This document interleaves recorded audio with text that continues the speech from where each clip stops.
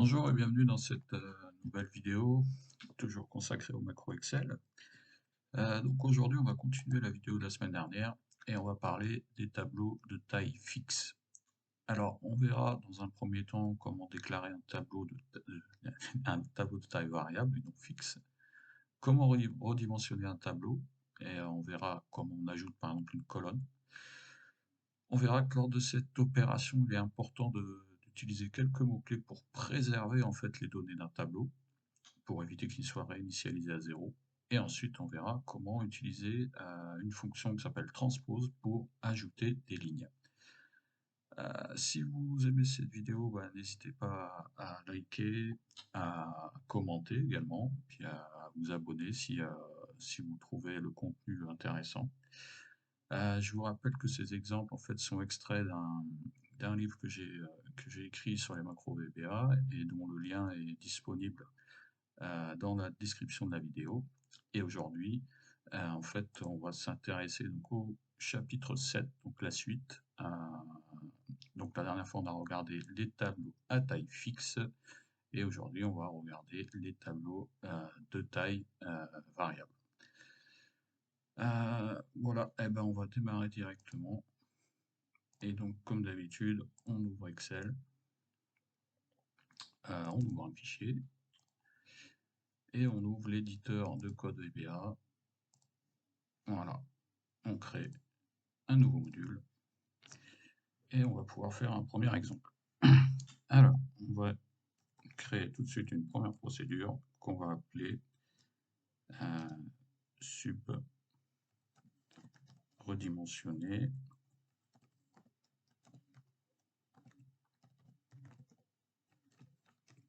tableau. Et donc aujourd'hui, on va prendre un exemple. On va analyser le contenu. Alors là, par exemple, j'ai pris un historique du CAC 40 pour 2022. Et puis on va voir comment on peut, par exemple, ajouter une colonne à ce tableau pour faire quelques opérations. Donc on déclare une première variable qu'on va appeler CAC 40 2022. Et on va dire que c'est de type variante. Parce que là, je ne connais pas d'avance la taille du tableau. Et on va copier-coller ces données dans Excel.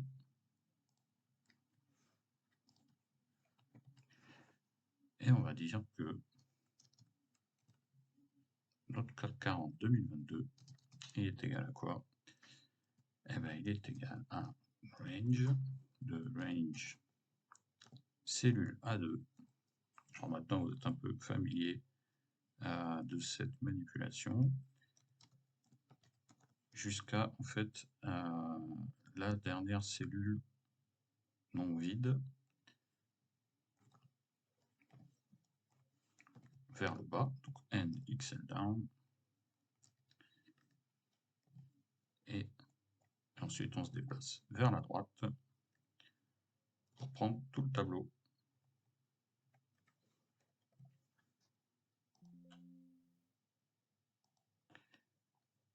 Et on n'oublie pas de fermer la parenthèse.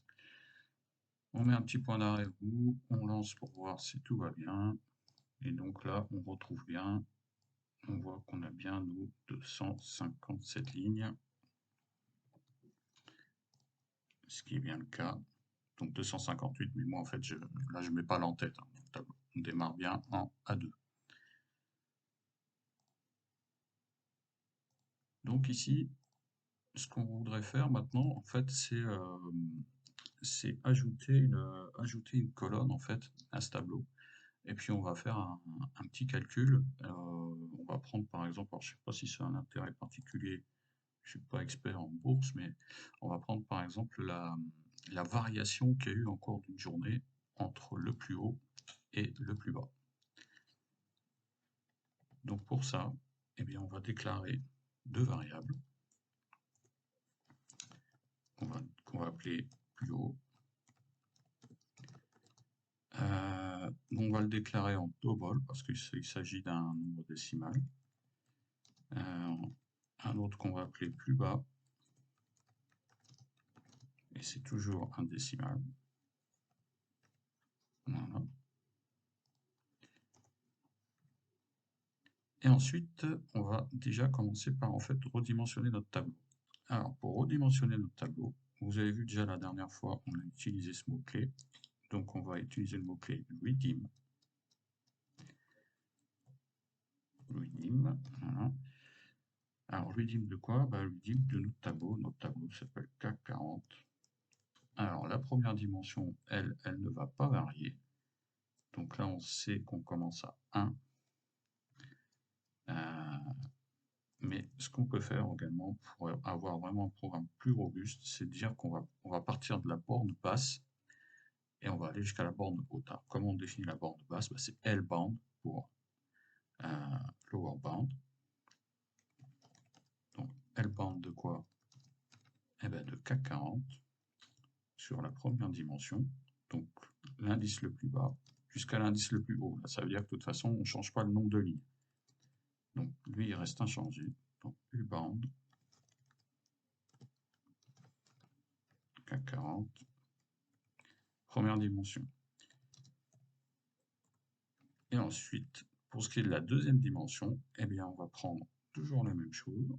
Donc là, ne pas hésiter à faire un petit copier-coller. Si j'arrive à le faire correctement, voilà.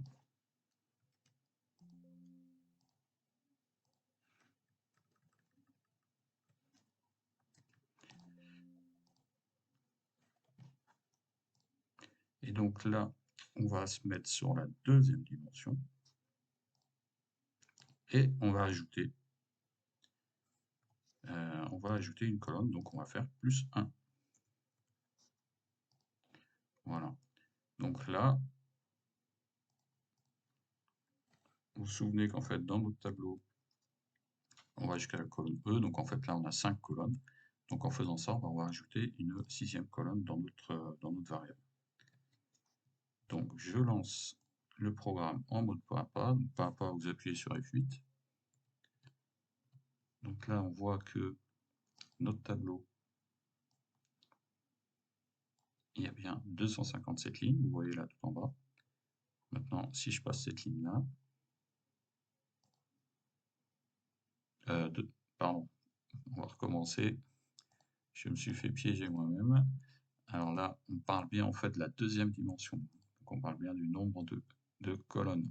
Donc là, on voit bien qu'on est jusqu'à 5. Et si j'exécute cette ligne, on voit qu'on va jusqu'à 6. Par contre, vous voyez qu'ici, eh ben, tout est vide maintenant. Tout est vide parce qu'en fait, lorsqu'on utilise le mot-clé redeem, donc on redimensionne le tableau, mais également on le réinitialise. C'est-à-dire que toutes les valeurs qui sont dedans sont perdues. Alors, comment on peut remédier à ça? Eh ben, tout simplement en utilisant un autre mot-clé, qui est le mot-clé preserve. Voilà. Et à partir de là, on va préserver nos données. Donc là, si je recommence, on voit bien qu'ici, nos données, on les a conservées. On a simplement en fait la dernière dimension, donc la colonne qu'on a ajoutée sur la deuxième dimension, où les valeurs sont vides parce qu'évidemment, on n'a encore rien mis dedans. Voilà, donc ne pas oublier, si vous voulez éviter de perdre vos données, redeem plus preserve. Et si pour une raison ou une autre, vous n'avez pas besoin de conserver, vous faites redeem tout simplement. Donc ici, on va ajouter maintenant un compteur, et puis on va venir remplir en fait la colonne qu'on a ajoutée. Donc généralement un compteur, c'est IJK. Donc là, je déclare une variable i. Alors maintenant, qu'est-ce qu'on va faire? On va dire que for i égale L-bound, donc je rappelle, borne basse de notre tableau CAC 40 sur la première dimension, to U-bound, notre CAC 40, toujours sur la première dimension. Donc là, qu'est-ce qu'on fait en fait avec cette boucle-là? On parcourt en fait chaque ligne de notre tableau, puisqu'on parle bien de la première dimension, donc le nombre de lignes. Et en fait, on va venir remplir cette colonne qu'on a ajoutée. Donc là, le plus haut, alors, on va voir sur le tableau, donc le plus haut, c'est la troisième colonne, le plus bas, c'est la quatrième colonne. Donc, plus haut, c'est égal à quoi? C'est égal à 40 de la ligne I et de la troisième colonne. Et le plus bas, c'est égal à 440, toujours la ligne I, mais cette fois, quatrième colonne. Et donc, qu'est-ce qu'on va faire là? On va dire que notre dernière colonne, sa valeur, donc ligne I, colonne 6, c'est égal à plus haut, moins plus bas.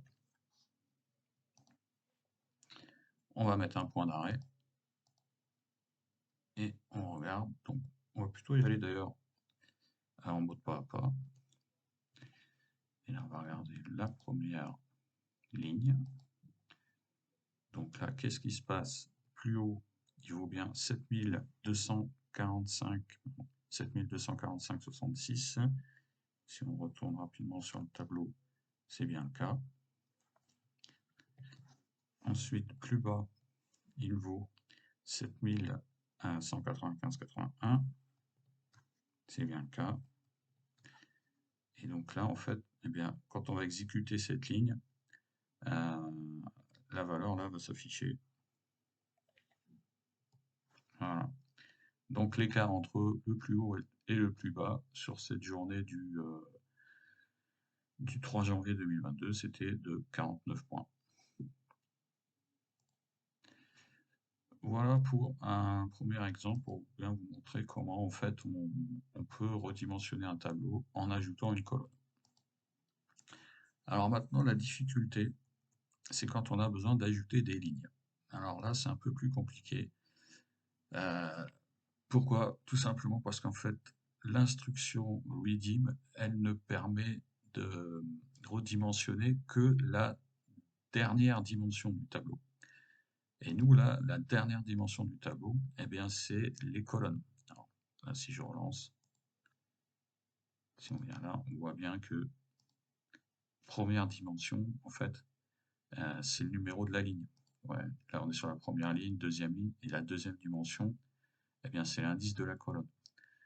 Étant donné que la deuxième dimension, c'est l'indice de la colonne, eh bien, on peut ajouter simplement une colonne, deux colonnes, trois colonnes, etc. Mais on ne peut pas ajouter de ligne avec avec ce mot-clé. Il y a un moyen de contourner ça, qui est d'utiliser en fait une petite astuce qui est de passer par un tableau transposé. Alors pour ça, je vais vous expliquer en prenant l'exemple que j'ai fait dans mon livre. Voilà. Donc imaginez, vous avez un tableau comme ça, vous avez les données qui sont en ligne, ok. On fait un tableau transposé.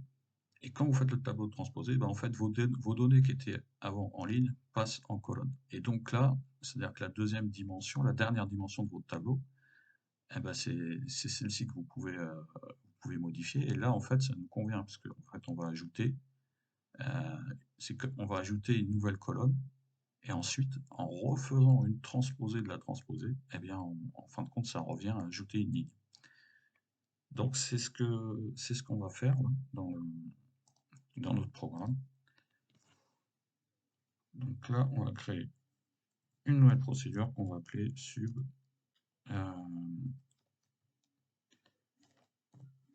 redimensionner un nombre de lignes. Voilà. Alors, on va recopier une partie de ce qu'il y avait là-dedans.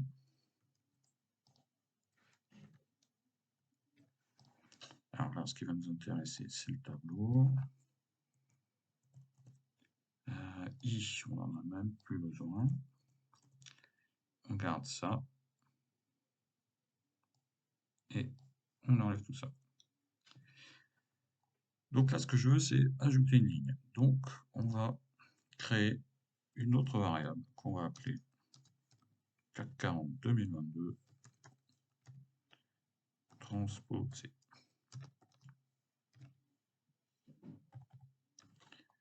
OK, et donc là, on va dire que CAC 40 2022 transposé, c'est égal à quoi? C'est égal à une fonction par laquelle on accède par l'objet worksheet function. Vous tapez transpose, et ici, l'argument, eh bien, c'est le tableau d'origine, donc CAC 40 2022. Là, on met un point d'arrêt, on lance le programme, et là, vous allez voir que maintenant, j'ai bien deux variables, et surtout ici, donc mes données, elles sont bien en ligne, alors que là, mes données, eh ben, elles sont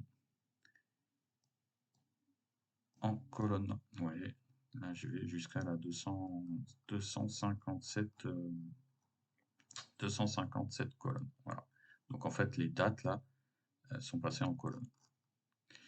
Donc, maintenant, eh ben, on va pouvoir ajouter, hein, je vous rappelle la manip, hein.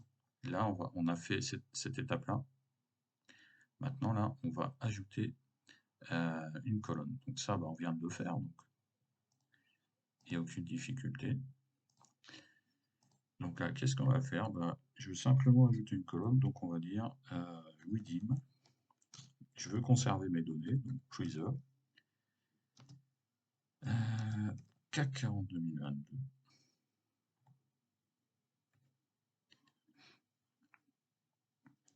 Donc là, on va dire que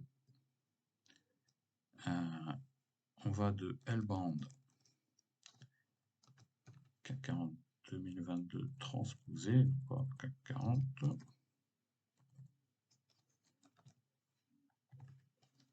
Première dimension. Tout U-band.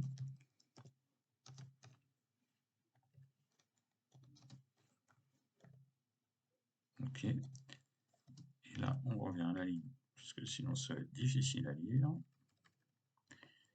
Et en fait, là, bah, on va dire qu'on veut aller, pardon, on va aller de L-band CAC 40 transposé deuxième dimension à U-band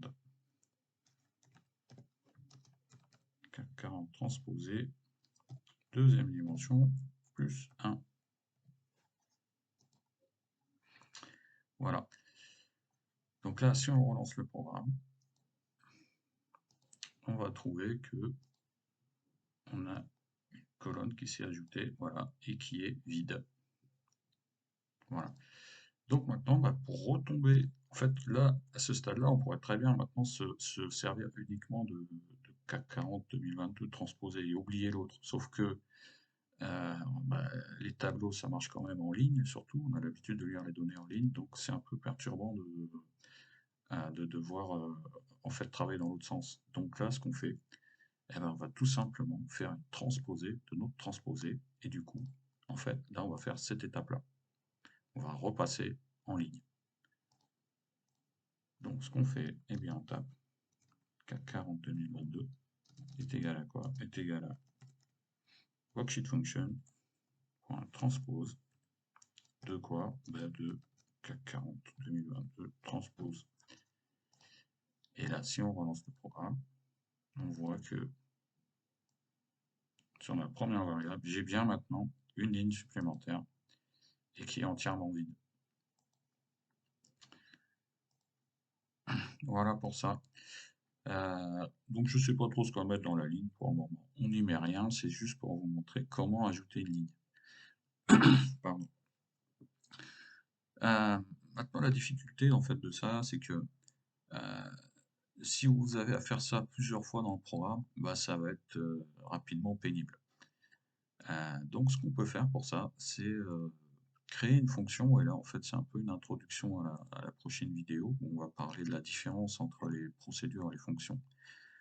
Donc là, le but, ce serait en fait de créer une fonction qui va qui va vous ajouter en fait une ligne dans votre tableau en faisant cette manipulation-là. Et puis, bah, quand vous aurez besoin de la faire, vous appelez votre fonction au lieu de réécrire tout ça. Donc là, on va créer une fonction. Et encore une fois, on reviendra en détail euh, dans la prochaine vidéo sur les fonctions. Là, c'est juste une brève introduction. Alors, pour faire une fonction, vous tapez function. Vous tapez sub, vous tapez function. Le nom de votre fonction, donc là, ça va être ajouter ligne tableau.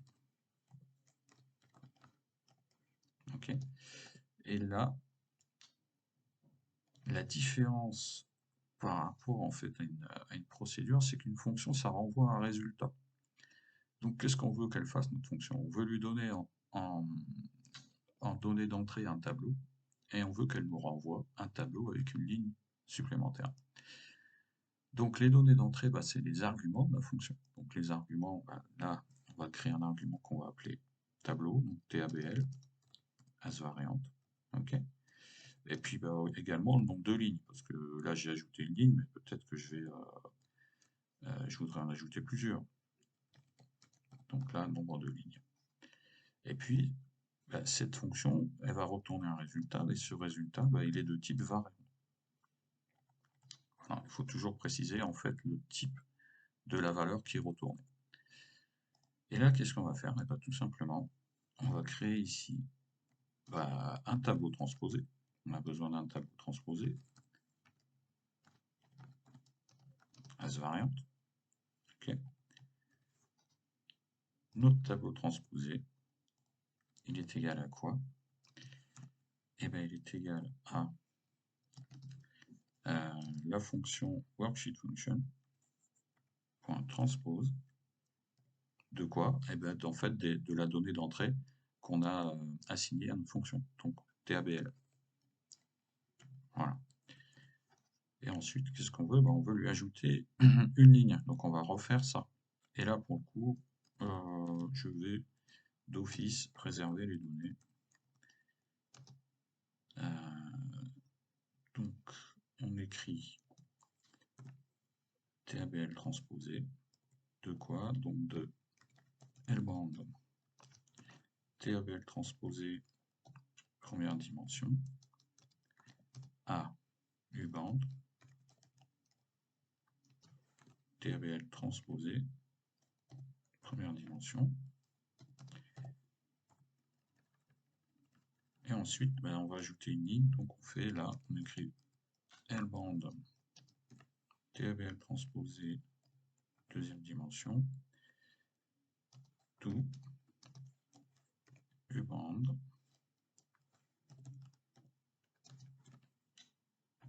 TABL transposé deuxième dimension plus quoi?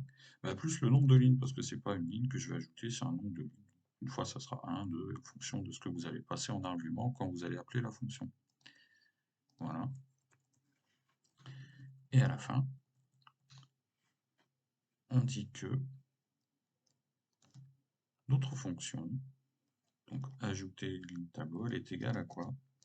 Qu'est-ce qu'elle doit renvoyer? Ben, elle doit renvoyer la transposée de toute transposée.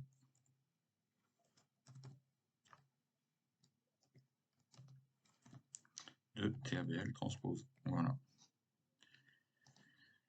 Et ici, dans notre programme, eh ben, au lieu de faire tout ça, donc ça, on peut même maintenant supprimer tout ça. Et on va dire quoi? On va dire tout simplement que on va ajouter, donc on va utiliser notre fonction, et on va dire CAC 40 2022 est égal à ajouter ligne tableau de quoi? Eh ben, donc CAC 40 2022, et combien de lignes? Bah tiens, cette fois, hop, on va en ajouter 2. Donc là, on met un point d'arrêt, vous allez voir comment ça se passe donc, au niveau de l'exécution. Donc je vais en mode pas à pas. Donc on déclare notre variable, on lui affecte notre tableau, ensuite on appelle notre fonction, et là, hop, on passe dans la fonction. Et vous avez remarqué qu'ici, dans le tableau des variables locales, maintenant, on parle bien, en fait, les variables qui s'affichent là, c'est bien celles de la fonction qui est en train de s'exécuter. Donc là, qu'est-ce qui se passe? J'ai récupéré TABL. Donc TABL, c'est bien mon tableau, ok, avec nos 257 lignes. Je lui fais une transposée. Voilà, donc là on est bien passé en colonne. Ensuite, je lui ajoute un certain nombre de lignes. Donc là, on voit bien que notre paramètre il vaut 2. Donc si je viens ici, je vais trouver tout à la fin deux colonnes supplémentaires. Et ensuite, eh ben, je veux que ma fonction renvoie la transposée de ce tableau. Donc là, je retourne dans ma fonction d'origine et CAC 40 2022, on va trouver qu'à la fin, il y a bien une 258e ligne qui est entièrement vide et une 259e. Voilà. Donc là, bah, si vous avez besoin plusieurs fois de faire ça dans votre programme, bah, vous pouvez appeler autant de fois que vous voudrez cette fonction. Il faut savoir que, en fait, si votre tableau n'est pas de grande taille, alors ce que j'appelle grande taille, c'est, on va dire, au-delà de 20 000 lignes, en fait, il y a un autre moyen de faire ça, qui est, au lieu de passer par un tableau, de passer par un autre type de données, qui est un dictionnaire. Ça, on abordera dans une des prochaines vidéos, et vous verrez qu'en fait, avec un dictionnaire, c'est beaucoup plus simple parce qu'en fait, vous pouvez ajouter autant de lignes que vous voulez sans avoir à faire ce genre d'opération. Voilà, bah écoutez, j'espère que vous aurez apprécié cette vidéo et, eh bien, je vous dis à la prochaine fois.